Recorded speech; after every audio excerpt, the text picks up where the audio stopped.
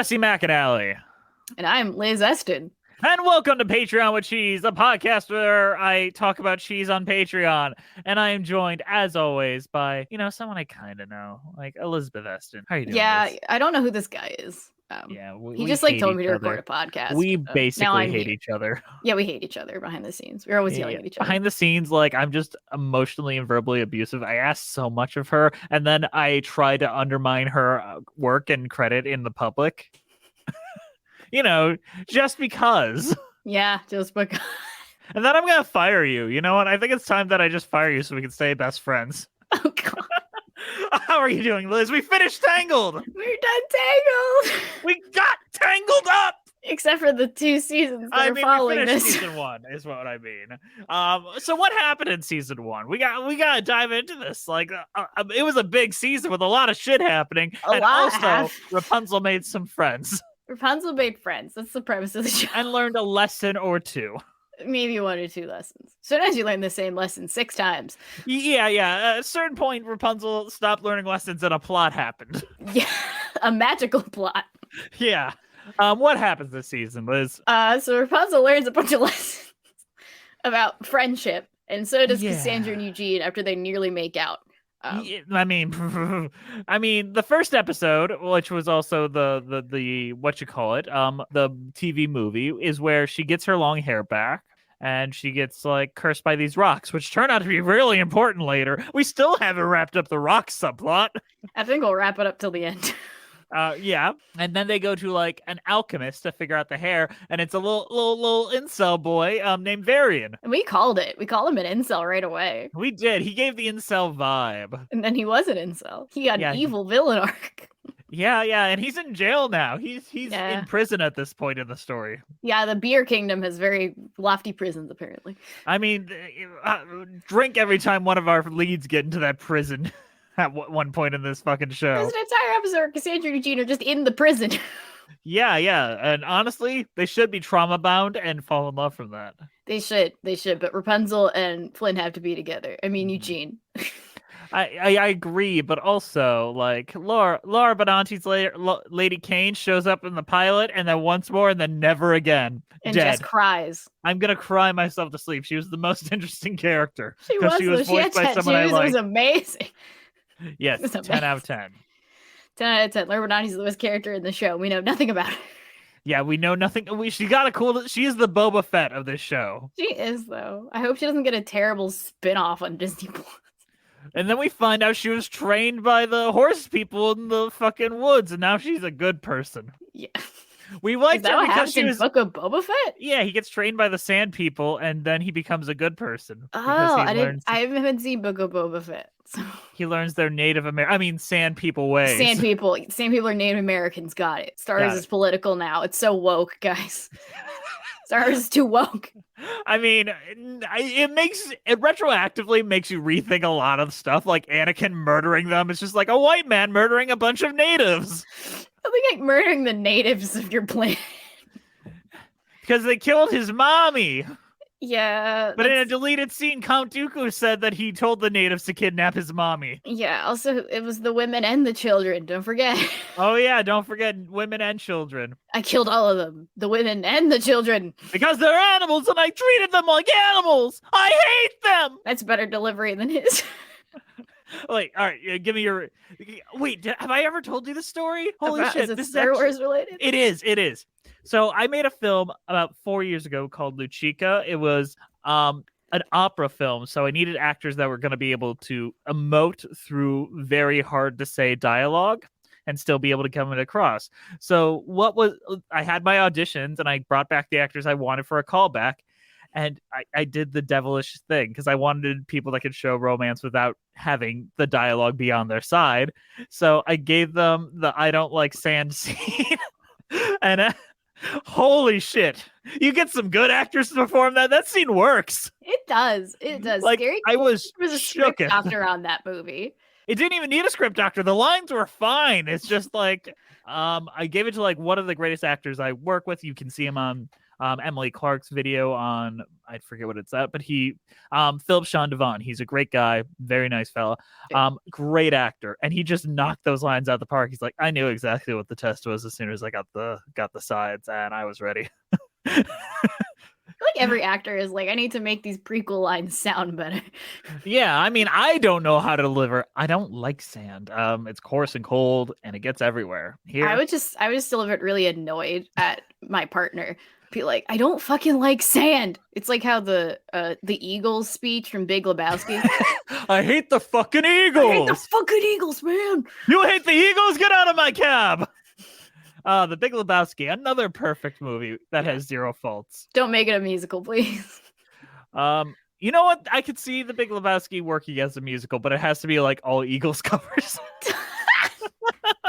And every once in a while, the dude is just like, stop singing. I fucking hate the Eagles. Every other scene. Everyone else in that movie would sing except for the dude. It would be like, a non-singing role for Tony Shalhoub or something. It'd be like that scene in Andy 2014 where Cameron Diaz is like, are you singing? Why are you singing? I hate it so much. I hate that movie so much. I have barely seen it. And I only see the musical hell video and I refuse to watch it. Me and Andrew did a commentary on it a few years back, and it has some uncomfortable stereotypes. Why is it that the first Black Annie is the one that suddenly can't read or swim? Yeah. Do you have to make her illiterate? It was some choices were made. Yeah, I'll see that every Annie adaptation could make a good commentary on the foster system in this country, and they never do. Nope, they never do. It's always about find yourself a rich man and your life will be happy, which is true. It's not. Yeah, that's the goal. That's my goal in life. Yeah, I need to find a rich man, which I'm in a relationship with someone who is not a rich man, so I need to go fix them. Every day I wake up guilty because my significant other is not with a rich man, and honestly, I should be doing better. Go find her a rich man. I should be working harder to find her a rich man. Hi, honey. I found you a rich man. Can I watch from the closet? I'll be your mistress, but here's a rich man. Yeah. Back to Tangled. We don't have relationship problems. No. We're normal human beings. We are. What do you think the best episode of the season was? That is tough. A lot of these are like the same episode. I'd say a lot of the first half of season 1 is the same episode. It's very like recycled all over the place. But they introduce a lot of side characters very effectively through that. Yeah, I really love Monty. I love Richard Kind. The guest star's name is Richard Kind. No, I'd say my favorite episode is that like true crime one where they're trying to figure out who destroyed the candy shop. I just feel like the change of format they did, where they did like the random timestamps and they got more specific as the episode went on. No, I get you. That's a very good episode, and I completely understand it. But my favorite one is Ruthless Ruth. I also love Ruthless Ruth. Also, I like the introduction is strong, but I like a lot of these episodes. Yeah, I feel like when we aren't just spinning our wheels, like Rapunzel wants to compete in the contest too, but Cassandra feels like she's got small dick syndrome. When we move away from that a bit. Yeah, when we just focus on story, it's like, yeah, let's just focus on a story with a character and expand it. Let's get to know them, but also have an arc. Also, I really like the one where Cassandra and Eugene are in the prison the whole time, and they have to be friends. Yeah. Mostly because of the sexual tension. Yeah, there's so much sexual tension there. There really is, though. Are they trying to make Cassandra coded lesbian? Because remember the episode when she gets a boyfriend under wraps? It's a fake boyfriend. Yeah. Are we coding her as a lesbian, Cora style? I think so. I mean, I love Eden Espinosa. She and Rapunzel have more chemistry than Rapunzel and Flynn, and she and Flynn has kept more chemistry than Rapunzel and Flynn. Flynn and Strongbow have more chemistry than Rapunzel and Flynn. This should just be a very large polyamorous relationship between a bunch of people. All of Beer Town should really just be fucking each other. They really just have, all of Beer Town or Beer King, whatever we're calling Honestly, it. The enemies to lovers scenario we really need? What? Monty and Rapunzel. Oh God, that's gross. Rapunzel, let me get at it. Ew. Richard Kind. I mean, come on, it could be a real Harold and Maude thing, a real sweet thing. Yeah, that'd be gross. Oh, what? Are you ageist now? Just because he's old, he doesn't mean he's DTF? I am not ageist. I just don't want Monty and Rapunzel to have even an She'd implied have moment. unlimited candy all She day. would. That'd be very nice to marry owner of a candy shop. Like you'd always have candy and sweets on you. Exactly. I mean, that could be a red flag too, but Yeah, that would be a red flag in some degrees. It's like I, marrying someone who loves to bake. It's like you always have cookies around because they like but baking. yeah, that's my problem. Ever since I started dating my girlfriend, I gained weight because she just loves baking. I also like baking, so I warned my partner that like once we like live together, there's gonna be a lot of baking involved. And he's like, What I'm kind never of gonna baked goods do complain. you like? What? What baked goods do you make? Cookies, cakes, Mm. standard stuff. You see, the difference between cooking and baking is baking requires math. It does. It does require a lot of math. For cooking, I'm like, just go my vibes.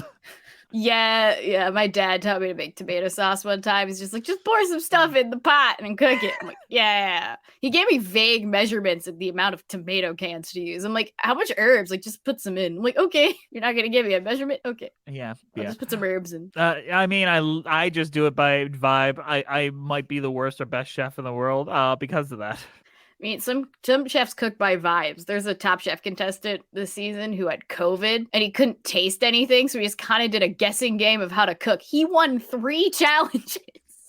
Can I? Okay. Are you gonna make the bottom chef joke again? I swear. No. That's a good joke. I should have.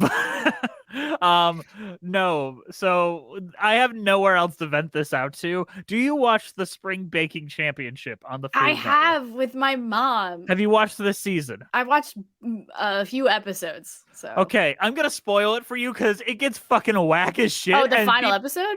Like the entire like last third of the run. Oh yeah, go for it. Okay, you don't care about spoilers for the Spring Baking Championship 2022? Skip ahead a bit. All right. So, where we last left off, they get rid of one of their favorite bakers named Carolyn, because she didn't know how to make a cookie pie because of cultural reasons. She's like, I just don't understand this thing. Like, well, you did a bad job doing this thing you didn't understand, so you're kicked off the show now. All right. Okay. 2 episodes go by, and they're like, you know what? We're bringing someone back. It's Carolyn. She's back on the show now. I know they brought Carol back. I did not know why. That is very interesting. They didn't. Hold up, though. Hold up. You know Romy, the French guy that's like very, very intense and like does a very good job. He made it. He was in the bottom 2 of the preheat, and he just walked out. Yes. What? He just walked out. He's like, I'm done. I'm leaving. And Twitter was furious, and somehow that's the host's fault. They're like, because Molly, she wanted them to bake with sprinkles? Yeah. That's bullshit. Yeah. And he's like, no, I can't do it. I'm done. He was probably just tired. But let's keep talking about the winner, Jaleesa. She won? She won. And what she the was fuck? easily the worst baker of the entire fucking season. I've seen every like time 4 episodes. She was in the bottom for most of them. Did you see the anxiety attack episode? No. Okay, so she has an anxiety attack so bad that she has to like sit out for most of it, comes back and finishes baking.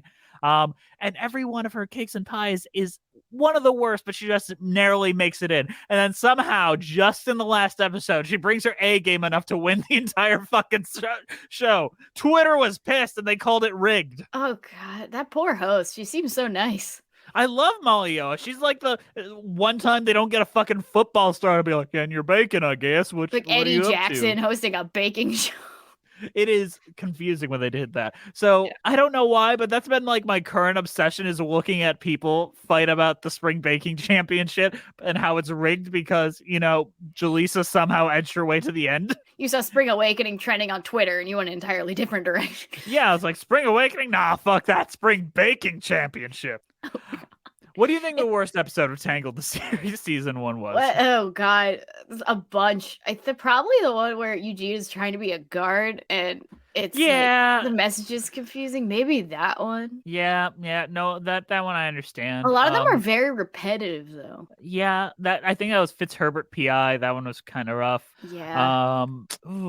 I really didn't like the Danny Trejo Cassandra wants to compete, but Rapunzel one. That episode was like where I was like, maybe we shouldn't do this. That was an episode where I legit considered maybe there's not enough with this show. Yeah, I think the back half of the season kind of helps it because they have a story going.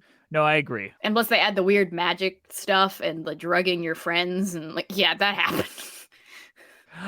Yeah, those got more interesting. It at least got something to bring to it. Yeah, like the first half, I know is like an establishing of the universe and the characters and all that stuff, but like the plot lines could have been better. The sad part is, I love the plot lines when they happen. They just weren't the highlights, so to say. No, the characters are always the highlights of this. Yes, the characters are the best part. Cassandra's great. Eugene is great when he has his moments to actually speak. Strongbow is pretty fun. I love Strongbow. James Monroe, Iglehart, fantastic. Rachel Kine shows up at random times, and I love it. Yeah, I liked Attila when he popped up. Like I his love entire Attila. story. Like he's just so cute. He's so sweet. He's just riding a bike. I was like, I just want to own a bakery. Paul F. Tompkins as the homeless man. Mr. Peanut Butter is being a drunk homeless man. A drunk wino homeless man. We got to give it love where we can. I love it. And all the songs when they're there, they're pretty good. Yeah, I mean, nothing tops. Oh, I got my sunshine open and wide, butterflies fly away. The worst song in the thing. I mean, we got to hear it every fucking week. Except the dramatic episodes, they don't put it there. Yeah, we kind of throw it like, oh my god, Varian might kill my mom. Dum. I got my sunshine open and wide. My mom might be dead at the end of this episode. Yeah, can't agree more. That poor Varian. Poor Varian. What do you think is gonna happen in season 2? We have our Marvel ending. What's gonna happen next? They're gonna go exploring. They're gonna meet some more characters whose names I won't remember. You mean they're gonna actually leave the kingdom for once? The kingdom of the Beer Town? Beer Kingdom, we're leaving it. We're leaving the Beer Kingdom. Finally, she's allowed to leave Beer Kingdom. Finally, we can describe the setting without worry about mentioning a terrible disease. Finally. Finally. Yeah, there's gonna be Beer Kingdom. Varian will probably stay evil for most of it. You think so? I think he's gonna have a redemption arc. I think it's gonna take a while, but I think it'll involve Cassandra probably, considering the amount of fan fiction that is written about them. Oh yeah, I mean, why can't she at least end up with like, what's Flopsy, whatever the girl with the cross eyes is named? What's her name? She doesn't have a voice actor, so I legit don't remember. What if she ends up with the Queen's sister, Jane Krakowski? Ooh, that'd be so. Willow. Krakowski's character is definitely a lesbian. Jane Krakowski's character is at the very least bi, but definitely not exclusively into dudes. Let's just say that. Oh, totally. I am on the Tangled wiki to pursue this person's name. I do not remember, but I'm going to multitask. But no, maybe she'll end up with that servant that is coded weirdly. Which one? Ooh. The one with the cross eyes that doesn't talk? Oh, yeah, that one, yeah. Yeah. I don't know what Friedborg. Friedborg. I don't know what their bit is. Friedborg is notably for her disfigured face. Oh god, this is a line from the Tangled wiki. Wow, way to be ableist, Tangled wiki. And it is occasionally mistaken for Cassandra. Oh, that's the joke. Got it. Yeah, they're always like writing into her. It's like, Friedborg. I mean, in theory, there is a funny joke there. They just haven't gone there yet. Apparently, she dislikes lizards. That's what I learned on the wiki. She doesn't like Pascal. She doesn't like Pascal. Oh, no, Friedborg is allergic to lizards. Allergic? Okay, that's fine. That makes sense. Also, apparently, Friedborg does not have a line in this show. She never talks. Maybe one day we'll get a line and she'll be like, I was aware the whole time you were talking behind my back. That's the epilogue of like the final episode. Be like, hi, I'm Friedborg. I'm gonna get revenge now. Vengeance for Friedborg. That's season 2 subtitle. Maybe she's the one that's like chopping with the swords in the end credits stinger of season 1. I wish. That'd be so funny. Revenge. Her and Varian end up together because that's the closest thing he can have to Cassandra. He's like, I can't be with Cassandra, so I guess I'll date Friedborg. From behind, you kind of look like Cassandra. Maybe Friedborg will end up in prison somehow, and then her and Varian will fall in love. Friedborg crimes against humanity. Friedborg did tax fraud in the Kingdom of Corona. But they suspected murders, but they had nothing on them. But as soon as they found the tax evasion, we put them away like Capone. Yeah, totally. It's Friedborg's fault. it's actually Cassandra's fault, but they put Friedborg in prison. It's like, I guess I got away with it. Good for you, Friedborg. I'm proud of you, Friedborg. Okay, Lady Kane Friedborg / Vic Wen. Lady Kane Friedborg. When you sent it in, fans, I thought y'all loved us. We haven't gotten people, one bit of. Listen, please write Jess Lady Kane fanfiction. Jeff Scott Carey, Jess fanfic. Liz is Juliet also Antonio's already writing. Juliet Antonio, get to it. Who's not listening to this? They are not. Anything else you got left to say before we wrap this on up? I'm excited to see where it goes. Me too. I'm excited to see where the magic takes us and get a little more actual action in this show, because the action's really good and we only got like a lot of it in the back half. So. You know what? I'm hoping a lot more feet shots. Quentin Tarantino, calm down. I feel like we don't have enough like of our artist fetish coming out through the show, so we need more of that. We need more fan fiction though. Yeah, we need a lot of things. As soon as this comes out on the main feed, there's gonna be fan fiction coming. Yeah, it'll be at a time where I would have forgotten that we requested it so much, and then we suddenly start getting it. What the fuck? Who wrote like 4 Jeff Scott Carey Jess fan fictions? Oh, who's the bottom chef and who's the top chef? Who's the top Jeff? Who's the top Jeff? I'm so sorry, Jeff. I've never met you. He's a very nice man. I'm so sorry, Jeff. All right, we'll see you next time on Patreon with Cheese, where I think we're starting season 2. Bye-bye. Bye.